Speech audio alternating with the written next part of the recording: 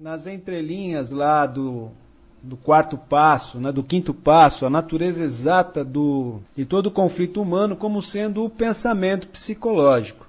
Então, deu para se perceber que não dá para ter nenhum tipo de padrão compulsivo, obsessivo, se antes não tiver aquele pensamento obsessivo na prática de comportamento. E indo um pouco mais fundo, a gente começou a perceber que o pensamento é a natureza, é a origem, é a fonte de toda manifestação de conflito humano. Isso ficou absolutamente claro da impotência que nós temos de fazer frente, de brigar com o pensamento, de tentar mudar a qualidade do pensamento. Todas essas receitinhas aí que vêm de muito livro, mas que não funciona. Essa história de trocar os pensamentos negativos por pensamentos positivos.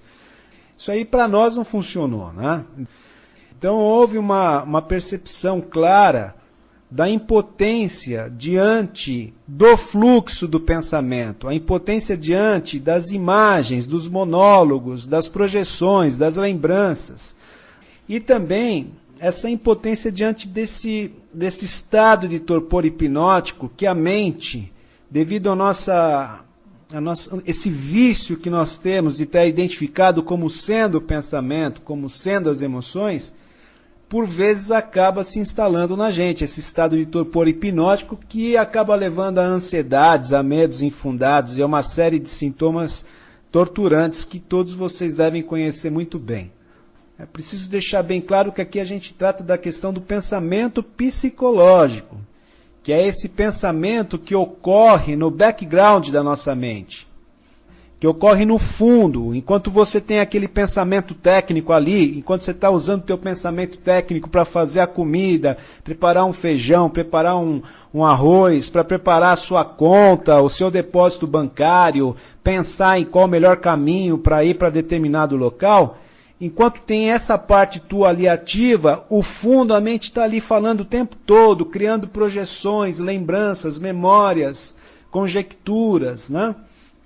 E que pela falta de uma educação psíquica, que nós não tivemos uma educação psíquica desde a nossa infância para observar a mente, ao contrário, nós tivemos uma educação que nos forçou a acreditar que pela prática da memorização a gente ia poder ser vencedor na vida, ia ser alguma coisa. E a gente acabou se identificando com essa memória, como sendo essa imagem criada pelo pensamento, como sendo o pensamento, como sendo as emoções. Nunca houve uma educação psíquica que apontasse para esse estado de consciência que somos, que se torna consciente de todo esse fluxo da mente, que se torna consciente dessas emoções, que se torna consciente dos sentimentos, que se torna consciente da ansiedade, que se torna consciente dos medos, que se torna consciente dos desejos, que se torna consciente das compulsões, das obsessões, dos medos, né, que percebe essa manifestação. Mas como foram décadas se identificando como sendo esses pensamentos, como sendo essas emoções, como sendo esses medos, e com profundo medo de externar para os outros isso que vem percebendo, nós acabamos acreditando que somos isso. Eu acredito que vários de vocês, por várias vezes, tiveram medo que as pessoas soubessem o que passava na sua mente. Ou mesmo se sentindo culpado pelo conteúdo das imagens e dos monólogos, das sugestões que a mente apresentava. Então o que acontecia?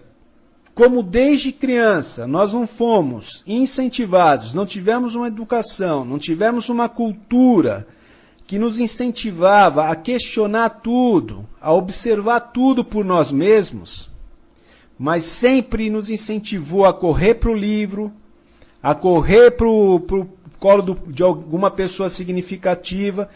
Nós não tivemos uma educação psíquica. Ninguém aqui teve aula sobre medo. Alguém aqui teve aula sobre medo? Alguém aqui teve aula sobre ansiedade? Alguém aqui teve aula sobre compulsão, obsessão, desejo, inveja, raiva? Nós não tivemos uma educação psíquica. Nós só tivemos uma educação para colecionar fatos mortos de um passado morto. O que eu faço com os nomes das capitais do país? O que eu faço com o nome dos reis, dos papas, dos governadores, dos colonizadores diante da ideia do medo? Né? Diante de uma obsessão, de uma compulsão poderosa. Eu faço o que com o nome das bacias hidrográficas? Eu faço o que com o nome das gametas, dos esporângios? Faço o que com a tabela periódica para fazer frente aos meus medos, às minhas ansiedades, às minhas compulsões, às minhas obsessões? Quer dizer, nos enfiaram um monte de técnicas que são necessárias, mas não tivemos uma educação psíquica pela qual, desde pequeno, aprendêssemos a fazer frente de forma autônoma, com uma autonomia psicológica. E por causa disso, nós passamos a acreditar também, por causa da cultura, que nós temos as autoridades que vão pensar por nós. Então o Papa pensa por nós, o rei pensa por nós, o bispo pensa por nós, o pastor pensa por nós, o psicólogo pensa por nós, o psiquiatra pensa por nós, os calmantes pensam por nós. As religiões, que não tem nada a ver com religião, é uma palavra usada indevidamente. Religião é um movimento pessoal, único, intransferível, e que quem alcança por meio dessa religião interior o seu estado de consciência, os outros criam uma crença. Então nós acreditamos também que correndo atrás de crenças, que correndo atrás de escolas metafísicas, esotéricas, alguém vai pensar e nos dar a resposta do como, porque desde criança nós não fomos incentivados a sentar com esses comos, com essas perguntas, com essas questões, com esses sentimentos e olhar para eles com determinado espaço interno, sem se identificar. Perceber que nós somos essa consciência que se torna consciente do que está ocorrendo no exterior e que, ao mesmo tempo, no que está ocorrendo em nosso interior, diante desses desafios que o exterior nos apresenta. Então, como nós sempre fomos incentivados a correr para o colinho do papai, para correr do colinho do outro, nós também saímos correndo atrás de todo mundo aí. Bispos, papas, professores, gurus, palestrantes de autoajuda, livros e mais livros, e mais livros, e mais livros, escolas místicas, não é? Vamos correndo para tudo que talvez possa nos dar resposta para aquele mal-estar que estamos sentindo e que não sabemos fazer frente a ele. Porque não nos apontaram ferramentas internas para a gente poder trabalhar com isso. Então eu percebo muito claramente o medo que nós temos de ficar sozinho com isso que se apresenta em nosso interior. E nisso que se apresenta nessa consciência que somos. Então há uma forte tendência, na hora que bate esse mal-estar, na hora que bate o tédio, na hora que bate a insatisfação, na hora que bate a ansiedade profunda, na hora que batem aqueles pensamentos que a gente não consegue fazer frente a eles, há uma forte tendência de sair correndo para um guru, de sair correndo para alguma atividade, de sair correndo para um livro, de sair correndo para um site, de sair correndo para um blog, né? De sair correndo para alguma forma de atividade externa que nos distraia momentaneamente diante daquele fluxo incessante de pensamentos e emoções que estão entrando por causa do nosso vício de desatenção. Nós somos viciados, nós somos facilmente distraídos pelas influências internas e externas que se apresentam. Então é isso que eu percebo da importância de um estado de meditação, que não tem nada a ver em ficar sentado com a perninha cruzada, com um incensinho, com musiquinha indiana, não tem nada disso. Né? Meditação é medir a ação desse fluxo mental, sem julgamento, sem rotulação, sem dar nome para isso que está sendo observado. Mas esse estado de observação impede aquela antiga identificação automática, totalmente inconsciente, que nos levava a reações, não eram nem ações, a reações totalmente inconscientes e inconsequentes. O pensamento criava todos os problemas, criava todos aqueles bichos que a gente não conseguia fazer frente a isso, ou saía correndo para alguém dar a respostinha do como, ou a gente saía aí com as mesmas atitudes velhas, que davam sempre os mesmos resultados e que ampliavam sempre aquela escala de conflito. Então era dor, buscava alguma forma de prazer imediato, de alívio imediato, só que depois dava dor ao quadrado, e depois dor ao cubo e assim sucessivamente. Então, hoje, eu conversava com a Deca, inclusive durante a tarde, pelo MSN, e isso cada vez vem ficando mais claro, que é preciso desenvolver cada vez mais esse estado de meditação que aponta para a dimensão do coração.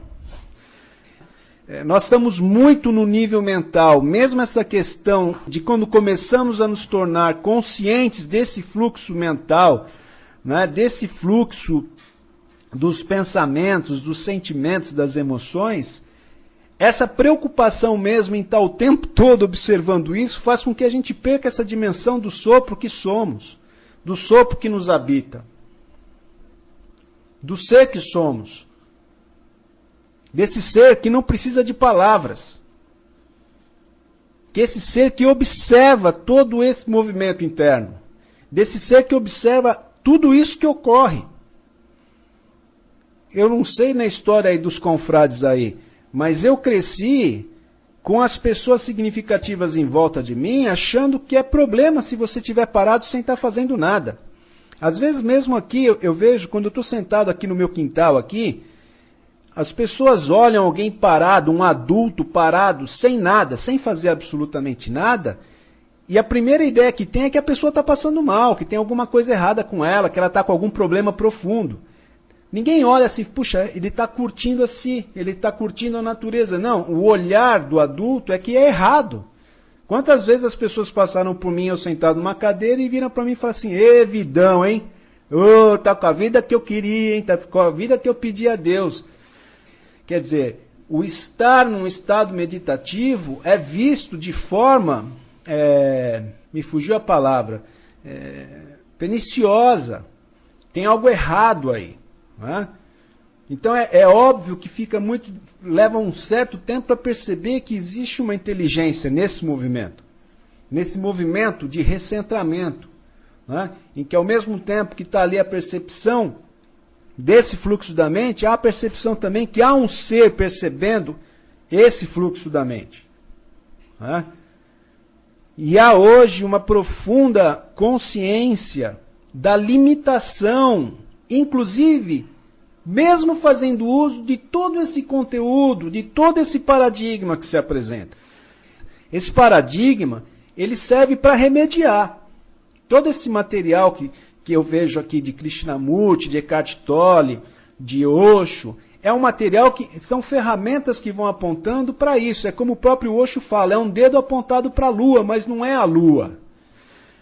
Nós não podemos ficar presos nesse dedo que está apontando, não podemos ficar presos nesses textos, nesses áudios, nesses vídeos. Né?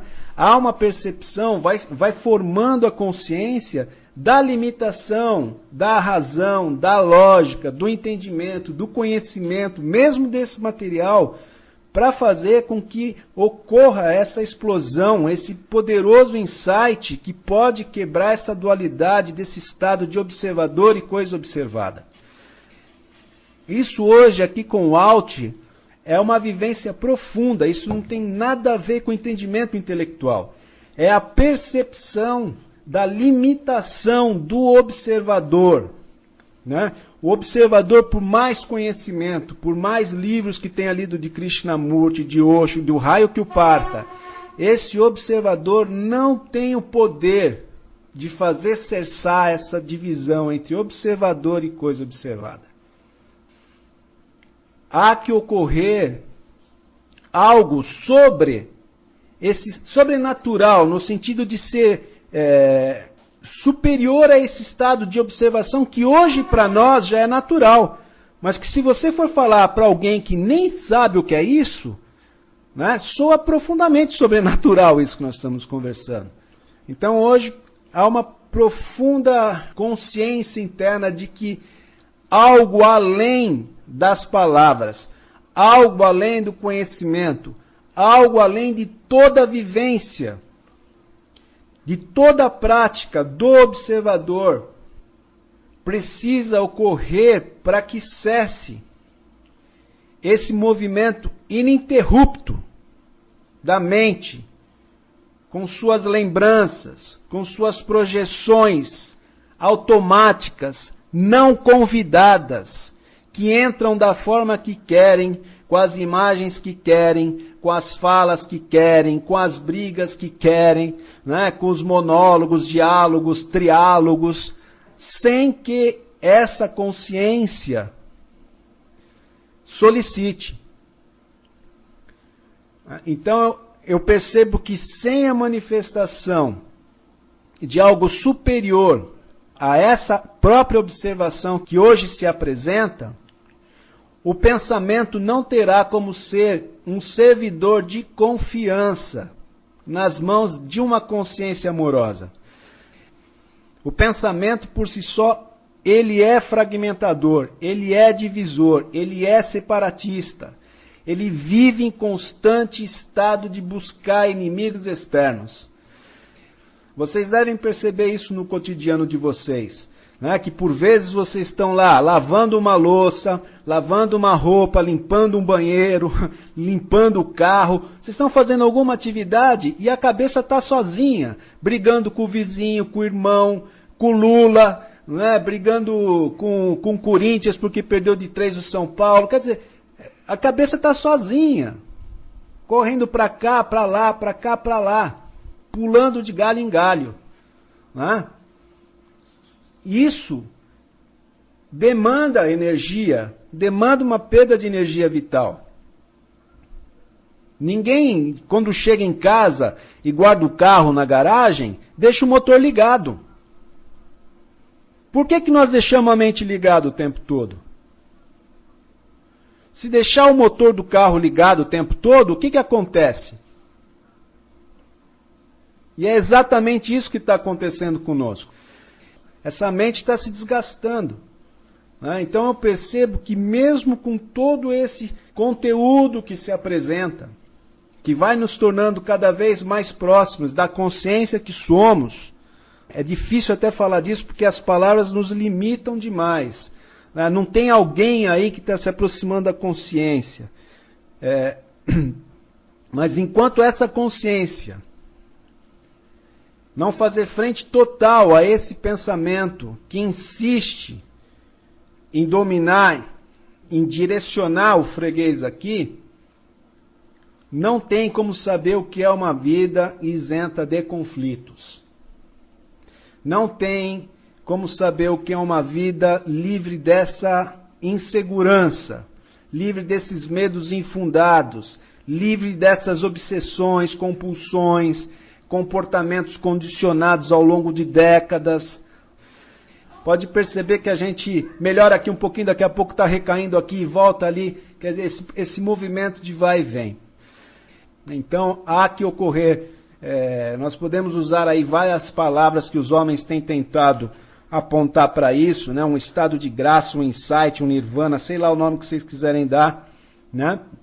Que nos anônimos, nos grupos anônimos, para quem vem de lá, eles colocam que uma vez que você desenvolveu, você alcançou, né? Porque esses passos não tem nada a ver de faça isso agora, faça... Não, são estados de consciência que foram sendo ocorrendo, que foram se instalando nesse ser que somos, né? O passo que precede uma experiência espiritual, que é o nome que eles dão, que é o despertar espiritual, é o estado de meditação. Então, assim, essa meditação parece ser... Aqui não tem ninguém aqui que tenha tido essa experiência, né? Aqui ainda há um observador aí fazendo frente a tudo isso, né?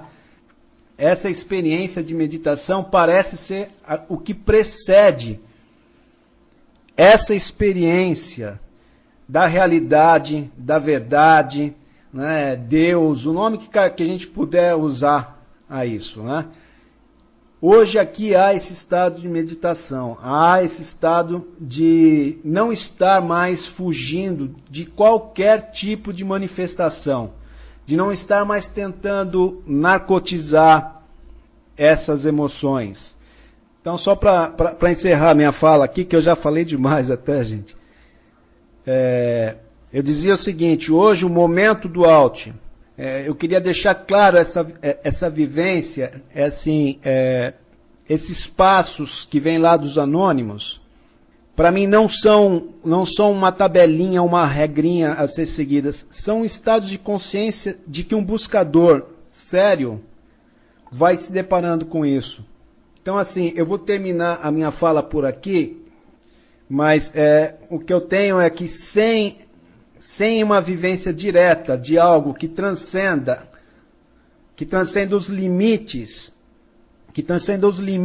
do pensamento, algo que não pode ser alcançado pelo pensamento, pela lógica, pela razão, não tem como o ser humano saber o que é a verdadeira liberdade do espírito humano, né? O que é a liberdade do ser que somos, o que é um sopro livre daquele mal-estar, da ansiedade, do medo, da infelicidade, da angústia e da depressão, do tédio, né? Da mesmice, da rotina.